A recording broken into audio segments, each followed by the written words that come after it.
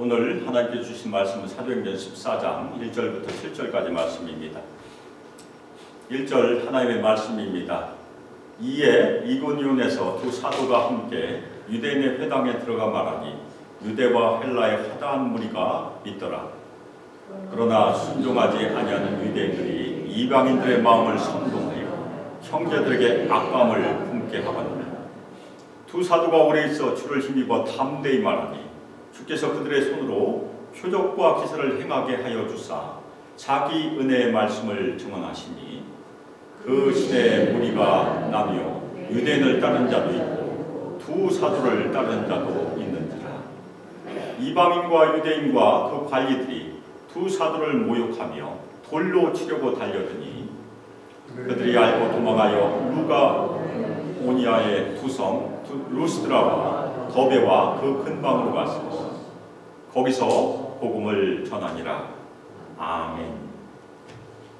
이 시간 주를 힘입어 담대히 말하니 라는 설교 제목으로 주님의 말씀을 증거하도록 하겠습니다. 다윗은 선지자 사무엘에게 기름 부음을 받는 순간 왕위에 오르지 못했어요. 오히려 그 후부터 긴 기다림과 수많은 시련을 겪었습니다. 다윗이 기름 부음을 받았을 때는 어린 목동이었었죠. 하나님의 선택을 받았어요. 왕으로 기름 부음을 받았습니다. 하지만 이때도 사울이 왕이었기 때문에 다윗은 왕위에 오를 수가 없었어요. 당연히 다윗은 왕으로서의 권력도 발휘할 수 없었어요. 다윗이 골리앗을 무찌르고 백성들의 사랑을 받게 되자 사울은 오히려 다윗을 질투했습니다. 다윗을 두려워했어요. 그래서 다윗을 여러 번 죽이려고 시도합니다. 그것 때문에 다윗은 도망 다녀야 했어요. 장기간 광야에서 이방 땅을 떠돌며 도망 다녀야 했고 때로는 블레셋 땅까지 피신하기도 했었습니다. 다윗은 10여 년 동안의 기다림과 고난을 거치고 난 후에 사울이 죽은 뒤에 먼저는 유다 지파의 왕, 그 다음에 이스라엘 왕으로 즉위하게 됩니다. 이 일은 하나님이 약속하신 일을 이루시는데 하나님의 시간표가 있다는 것을 우리에게 보여줘요. 즉시 이루어지지 않고 일정 기간 동안 기다리는 시간이 필요합니다. 마찬가지로 예수님께서 이 땅에 오셨어요. 하나님 나라를 전파하셨고 십자가에서 죽으시고 부활하신 후에 하나님께서 예수님을 하나님 우편으로 올리셨어요. 그런데 이 땅에는 하나님의 나라가 아직 완성되지 않았습니다. 그래서 보통 우리가 하나님의 나라가 이 땅에 이미 왔지만 아직은 완성되지 않았다 해서 이미와 아직이라는 두 가지 사이에 우리가 있다고 이렇게 설명을 합니다. 하나님의 나라가 이 땅에 온전히 임하는 것, 완성되는 것은 하나님의 뜻에 달려 있습니다. 하나님의 시간표에 달려 있어요. 그래서 우리 성도들은 아직 임하지 않은 하나님의 나라와 그리고 이 세상 사이에서 여러 가지 어려움들을 당하게 돼 있죠. 그래서 이 땅에 사는 예수 그리스도의 제자들은, 성도들은 아직은 예수 그리스도를 믿지 않은 이 세상에 속한 나라, 옛 나라가 아직도 있어요. 여기는. 그리고 예수 그리스도를 통해서 성도들에게 임하는 보이지 아니하는 하나님의 나라, 옛 나라와 하나님의 나라 사이에 분쟁, 갈등을 경험하게 돼요. 특별히 우리가 이 땅에서 예수 그리스도를 증거하고 복음을 선포하게 되면 더 분쟁이 심해집니다. 여러 가지 저항을 경험하게 돼요. 우리가 복음을 증거하지 않으면 별 어려움이 없을 수도 있지만 진짜 증거하면 여러 가지 어려움을 당하게 됩니다. 오늘 말씀에서도 비시디아 안디옥에서 박해를 당했는데 이고니온으로 옮겼어요. 그런데 바울과 바나바가 이고니온에서 복음을 열심히 전파했는데 그 결과가 무엇입니까? 생명의 위협을 당한 일을 저희가 볼 수 있습니다. 계속해서 어려움을 당해. 그래서 오늘 말씀을 통해서 우리 성도들이 바울과 바나바가 가졌던 그 담대함, 그 담대함은 성령께서 주신 담대함입니다. 그 담대함이 우리 모든 성도들에게 충만히 임하길 바람으로 오늘 말씀 같이 살펴보도록 하겠습니다. 피시디아 안디옥에서 피해서 150km 정도 옮겨가서 이고니온에서 두 사도가 역시 유대인의 회당으로 들어갔어요. 바울과 바나바가 살라미와 피시디아 안디옥에서 거기 도착했을 때 유대인 회당에 들어가 하나님의 말씀을 증거했었습니다. 그 중요한 이유는 유대인의 회당에서는 안식일마다 구약 성경을 정기적으로 읽어요. 거기엔 유대인이 있고 또한 하나님을 경외하는 사람들이 있었으니까 바울과 바나바는 구약 성경을 잘 아는 이 사람들에게 메시아가 예수님이심을 증거하기 위해서 들어간 그것이 중요한 선교 전략이었습니다. 그러나 바울과 바나바는 피시디아 안디옥에서 유대인에 의하여 핍박을 받고 쫓겨났어요. 그러면 다시는 유대인의 회당에 들어가지 않을 것 같은데 바나바와 바울은 이고니에 가서도 똑같이 유대인의 회당에 또 들어간 것입니다. 바울과 바나바는 아직은 뒤로 물러서지 않았어요. 계속해서 유대인의 회당에서 복음을 전하는 전략을 계속해서 사용하고 있습니다. 물론 나중에 저희가 보게 되겠지만 이것이 막힐 때가 있어요. 더 이상 회당에서 복음을 전하지 못할 때가 있습니다. 그때에는 바울과 바나바도 나와서 다른 곳에서 복음을 증거하는 탄력적인 사역을 전개하게 됩니다. 바울과 바나바는 여러 가지 어려움이 있었지만 두려움을 선택하지 않았어요. 오히려 담대하게 말씀을 선택했습니다. 담대하게 복음을 증거할 때 능력이 나타날 수 있다는 얘기입니다. 복음은 사자의 울부짖음과 같다. 우리는 사자가 울부짖을 수 있도록 복음이 선포될 수 있도록 문을 열어주어야 한다는 얘기입니다. 문을 닫으면 사자가 너무나 크게 울부짖어도 들리지 않아요. 복음은 감춰져서는 안 된다는 얘기입니다. 복음은 선포되어야 되는 것이 복음의 특징이에요. 따라서 복음이 세상에서 선포될 때 복음의 능력이 드러나게 돼요. 하나님 우리에게 말씀하세요. 담대히 선포하라. 내가 너와 함께 하겠다. 그것이 마태복음 28장 18절부터 20절까지 있는 말씀이 아닙니까? 세상 끝날까지 내가 너희와 함께 있으리라. 그래서 마태복음은 딱 한 가지 말씀으로 저희가 이해할 수 있어요. 우리와 함께 하시는 하나님. 우리와 함께 하시는 하나님께서 임마누엘 하나님께서 이 땅에 오셔서 임마누엘 하나님께서 약속하신 말씀입니다. 이고니온 회당에는 유대인과 헬라인 중에서 유대교 예배에 참여하는 사람들이 있었어요. 그 사람들 우리가 하나님을 경외하는 사람들, 갓피어러라고 부릅니다. 아직 유대교로 입교를 하지는 않았지만 예배에 참여합니다. 먼저 그들에게 예수님께서 구주이시고 메시아이시다를 선포했을 것입니다. 그러면서 믿는 자들이 생기기 시작했어요. 그런데 회당에는 많은 사람들이 모이지 못했으니까 아마도 이들 중에 자기 친구들이나 아는 사람들에게 계속해서 복음을 전했을 것이에요. 그래서 결국 이고니온에서도 헬라인들 중에 많은 믿는 자들이 생기기 시작했습니다. 복음은 선포하면 계속해서 전파되는 능력이 있다는 얘기입니다. 선포하지 않기 때문에 우리가 그 결과를 몰라요. 우리가 이 땅에서 씨를 뿌리면 씨가 하나가 떨어지면 하나가 납니까? 아니면 여러 개가 납니까? 만일 하나가 나면 그건 농사 못 짓는 사람이 있죠. 하나 뿌리면 많은 열매가 나요. 호박씨 하나 심으면 호박이 몇 개쯤 열리겠습니까? 수도 없이 열리고 있어요. 저희 집에서. 씨는 하나였는데 마찬가지입니다. 우리도 복음을 선포하면 그 복음의 씨가 계속해서 전파된다는 얘기입니다. 그래서 우리가 예수를 믿은 것이 그런데 모든 사람이 그 복음을 받아들이지 않습니다. 믿지 않는 사람들이 있었어요. 특별히 믿지 않는 유대인들이 있었어요. 그런데 그 믿지 않는 유대인들이 이방인들을 선동하여 형제들을 미워하게 만들었다고 누가가 기록하고 있습니다. 유대인들은 비시디아 안디옥에서와 같이 똑같이 믿지 않는 헬라인들을 선동하였어요. 그리고 그들의 마음에 악감정을 심었습니다.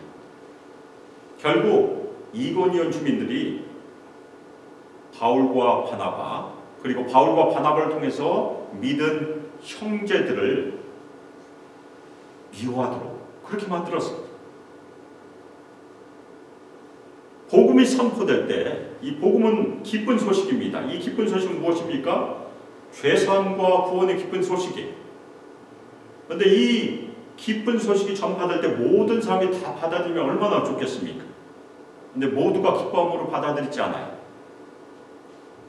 복음을 선포하면 어떤 때는 아주 강하게 저항하는 사람도 있어요. 누군가는 그 복음의 말씀을 생명으로 받아들이지만 누구는 분노로 반응하게 되어 있습니다. 그 이유는 세상 사람들이 사탄의 영향 아래 있기 때문에, 사탄은 자신의 영향 아래 있는 사람들이 죄사함을 얻고 구원을 받아서 하나님 나라로 옮겨진 것을 아주 싫어합니다. 그래서 사탄이 여러 가지 수단과 방법을 동원해서 방해를 해요. 그래서 복음이 전할 때는 항상 평안이 있는 것이 아니고 복음은 사람을 갈라놓을 수 있습니다. 한 집안에 예수 믿는 사람이 생기면 그 집안에 처음에는 싸움이 일어나게 돼 있어요.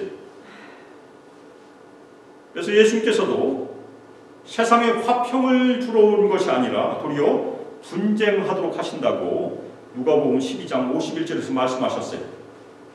누가복음 12장 51절, 내가 세상에 화평을 주러 온 줄 아느냐? 내가 너에게 이르노니 아니라 도리어 분쟁하게 하려 함이로라.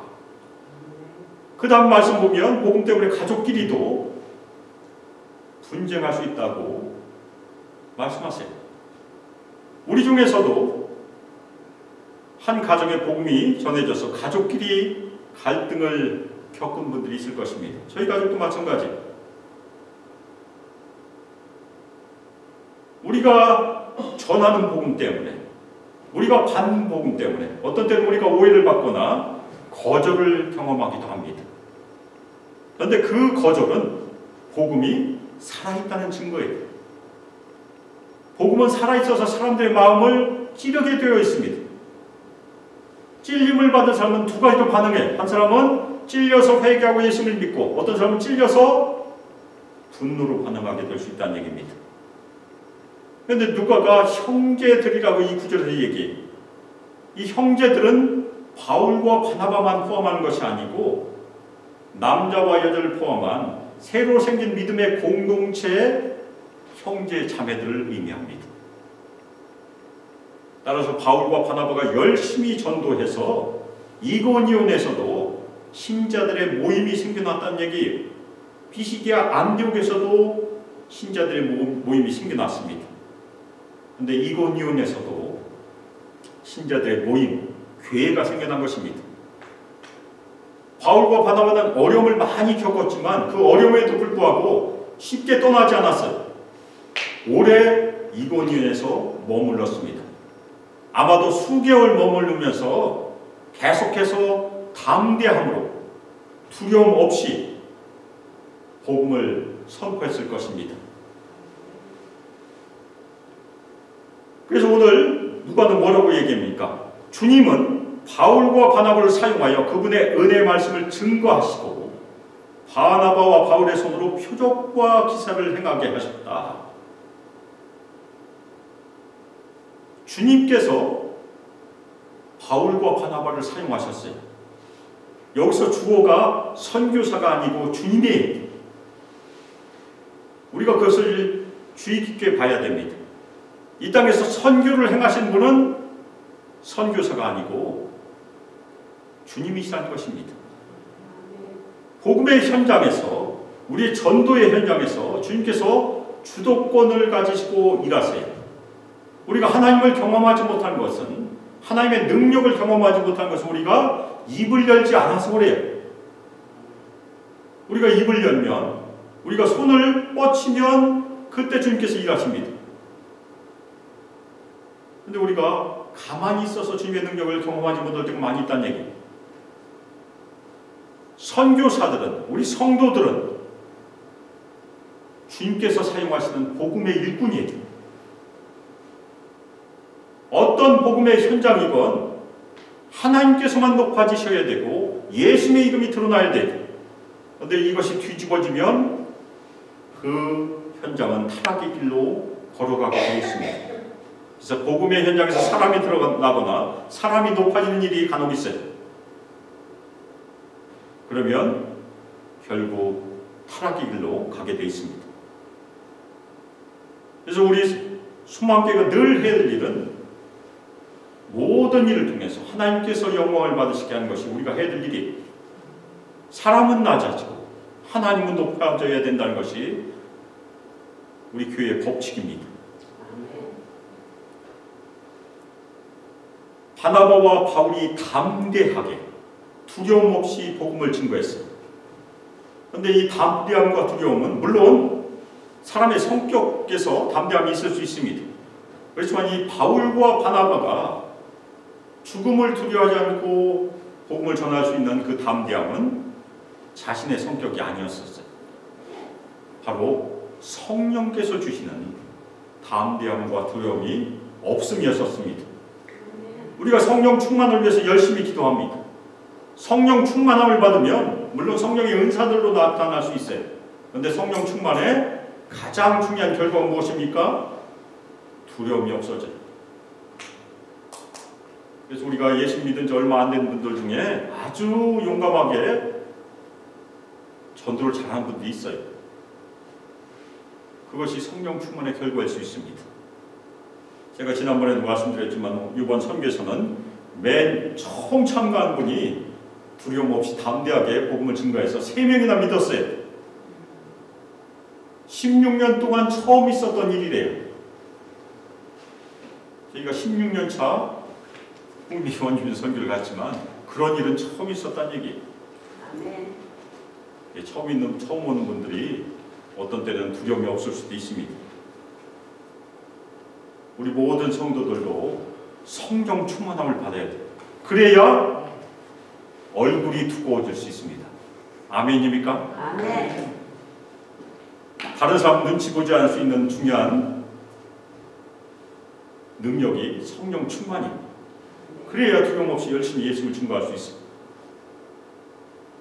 사도는 그 이고니온에서 여러 달 동안 열심히 복음을 증거했습니다. 복음을 열심히 증거하자 모든 사람들이 예수님께 왔으면 얼마나 좋았겠습니까? 그렇지 못하고 두 무리로 나누어졌어요. 한편은 유대인 편, 또 한편은 사도를 따르는 편. 그런데 그 두 부류로 나눠지자 더욱더 어려움이 생겼습니다. 복음은 사람을 갈라놓을 수 있다는 얘기. 복음이 전파되면 복음을 받아들이고 생명을 얻는 사람이 분명히 있어요. 그런데 복음을 거절하고 여전히 어둠 안에 있는 사람들도 있습니다. 그런데 그 어둠 안에 있는 사람들이 가만히 있으면 다행이에요. 그런데 복음을 받아들인 사람들을 핍박할 수 있어요. 그것이 오늘 말씀에 등장합니다. 지금도 주님께서는 우리에게 물어보십니다. 너희는 누구를 따르겠느냐? 세상인가 나 예수 그리스도인가? 우리 모든 성도도 어떻게 대답하시겠습니까? 누구를 따르시겠습니까? 예수님을 따라야죠. 우리의 선택은 우리의 영혼을 좌우하게 하기 때문에 그렇습니다. 우리가 한번 예수님을 선택하면 우리의 영혼은 하나님 나라에 있어요. 아멘.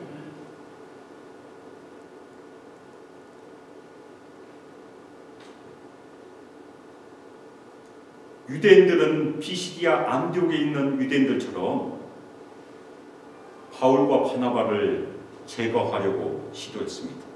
그래서 이고니온에 있는 헬라인들 그리고 관리들을 선동했어요. 그리고 두 사도를 모욕하고 돌로 치려고 했습니다. 이 돌로 친다는 것은 유대인의 형벌이, 그래서 유대인의 맥락에서 보면 신성모독을 가르친 거짓 교사들을 돌로 때려서 죽였습니다. 스데반은 돌로 맞아서 순교했어요. 아마도 유대인들도 그렇게 하고 싶었던 것 같아요. 그런데 유대인의 회당이 직접 형벌을 가할 수 없었기 때문에 이고니에 있는 이방인들과 관리들 선동해서 두 사도를 제거하려고 시도했던 것입니다. 그런데 바울과 바나바가 다행히 그것을 알았어요. 그래서 그것을 알고 루가오니아의 성들 로스드라와 더베와 그 근방으로 갔다고 누가가 기록하고 있습니다. 이 지도에 보면 이고니온에서 루스드라는 30km밖에 안 떨어져 있어요. 그러니까 아마도 이고니온에서 바로 루스드라로 도망을 했던 것으로 보입니다. 돌로 맞을 가능성이 있으니까 열심히 피한 것이고, 그 다음에 루스드라에서 더베까지는 150km니까 천천히 이동해서 계속해서 복음을 증거한 것으로 우리가 이해할 수 있습니다. 그런데 바울과 바나바가 도망한 것에 대해서 어떻게 생각하십니까? 제가 처음 부임했을 때 저희 교회 초창기에 있었던 어느 집사님이 저에게 물어보셨어요. 사도행전을 보면 바울의 이런 행동들을 저희가 여러 번 발견할 수 있어요. 그런데 이런 행동들이 비겁한 것이 아닙니까? 죽음을 무릅쓰고 열심히 맞서야 되는 것이 아닙니까? 그렇게 질문한 것이 있었어요. 진짜. 어떻게 생각하십니까? 물론 바울이 물러서지 않고 복음을 증거하다가 순교했을 수도 있어요. 그러나 하나님께서, 특별히 예수님께서 바울에게 주신 그 사명을 완수하기 위해서 지혜로운 선택으로도 저희가 이해할 수 있습니다. 사도행전을 저희가 살펴보면 바울은 끝까지 죽음을 피하기 위해서 여러 가지 행동을 하는 것을 저희가 볼 수 있어요. 어떤 때는 비겁한 것처럼 보이기도 합니다. 근데 바울의 최종 목적은 무엇입니까? 땅 끝까지 이르러 예수 그리스도를 증거하는 것이 바울의 목적이었었어요. 그래서 바울은 여러 가지 방법으로 자신의 생명을 보존하면서 전도를 합니다. 물론 바울도 마지막에는 피하지 못했어요. 사도행전은 기록되어 있지 않았지만 바울이 피하지 못한 죽음의 순간이 있었습니다. 그래서 결국엔 바울도 참수형을 당했어요. 그때까지는 여러 가지 지혜를 사용해서 끊임없이 복음을 증거하고 다녔던 것이 바울의 여정이었습니다. 우리도 마찬가지예요. 우리가 열심히 복음을 증거하다가 여러 가지 어려움을 당하면 우리도 피해야 됩니다. 피할 수 있으면. 만일 절대 피하지 못하면 어떻게 하게 됩니까? 그것은 우리가 우리의 생명 하나님께 맡기는 것이 그때 해야 될 일이죠. 바울과 바나바가 우리에게 보여준 것은 무엇입니까? 바울이 디모데에게 마지막에 당부했던 것처럼 때를 얻었던지 못 얻었던지 어디서든지 복음을 전가하는 것이 바울과 바나바가 보여준 태도예요. 이곳에서 환난을 당하면 옆 동네로 피해서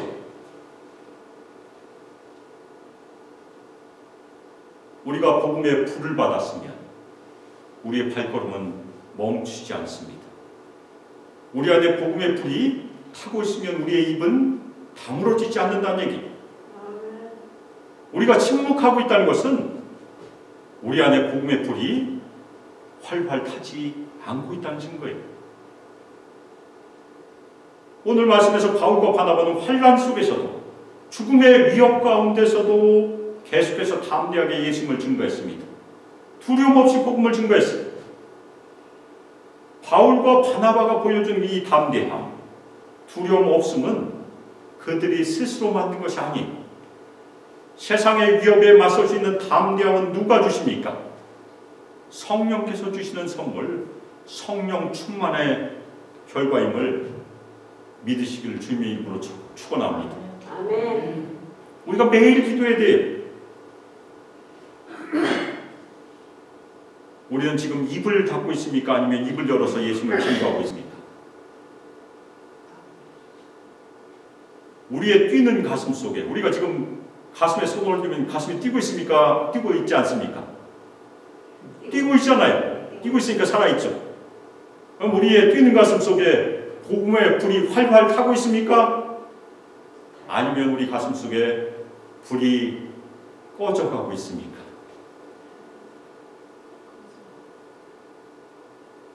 만일 우리 가슴 속에 불이 활활 타고 있지 않다면 성령께서 우리 모든 성도들 가슴 속에 불을 활활 태워주시기를 주님의 이름으로 축원합니다. 아멘. 우리가 매일 기도해야 돼요. 우리 가슴에 불이 활활 탈 수 있도록 우리 모든 성도들 성령 충만함을 받아서 가슴에 복음의 불이 활활 타올라서 아멘. 담대함으로 아멘. 두려움 없이 아멘. 예수님을 증거하기를 주 예수 그리스도의 이름으로 축복하며 기도합니다. 아멘. 이제는 주 예수 그리스도의 은혜와 하나님의 사랑과 성령 하나님의 교통 교제하심과 우리에게 권능을 부어주시고 충만히 임하시고 우리 모든 성도들 이 땅에서 인도하시며 이 땅에서 예수 그리스도를 늘 신실하게 믿음 주님께 엎드려 순종 성령 충만함을 받아 우리의 뛰는 가슴 속에 복음의 불이 활활 타오르 이 땅에서 예수를 증거하는 증인이 되기를 소망하며 결단하는 우리 수많게 모든 성도들과 우리 청년들과 유수 아이들 위해 영원토록 함께하기를 주 예수 그리스도의 이름으로 축복하며 기도합니다. 아멘.